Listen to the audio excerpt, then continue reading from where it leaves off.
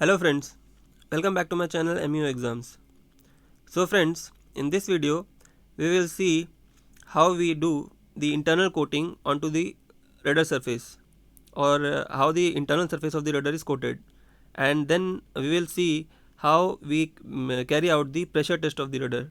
So this pressure test is very important because this will tell us whether the rudder is intact or not, because if rudder is having some kind of crack or some damage, then the seawater will go inside and it will cause the inner surface to get corroded. So these two things are very important for the protection of rudder from internal corrosion. So let's begin with the video.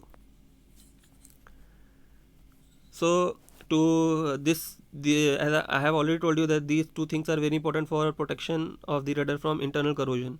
So basically for that, this is suitably coated internally, or it is filled with inert plastic foam.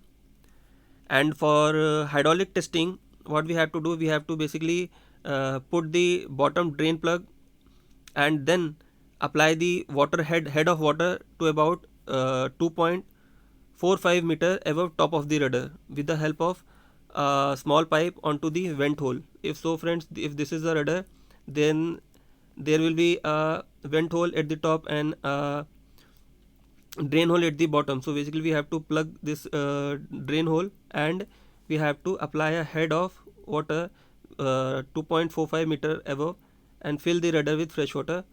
So that will uh, allow us to check if this rudder is damaged somewhere. So if the water level is going down, then that means rudder is damaged, and we have to find that particular place and then we have to do the maintenance or the repair work. Hope you are understanding friends. So this is very important. So this is basically carried out after the rudder is completely painted from externally, basically after the whole rudder is ready. Then for internal coating we have to put the bottom plug, okay friends, and then fill the rudder with fresh water, and we have to leave sufficient void space above. Suppose till here we have to fill the fresh water, then in this case, in this space we have to fill about 5 to 10 liters of bituminous tar paint. So this space should be such that it should occupy almost 5 to 10 liters of bituminous tar paint or equivalent. Okay friends, so basically this should the rudder should be 100% full with water and the paint. Then we have to open this drain plug to such an extent that the water comes out or drips drop by drop, and the whole water should take almost 12 hours for to come out. Okay friends, so this whole process takes almost 12 hours.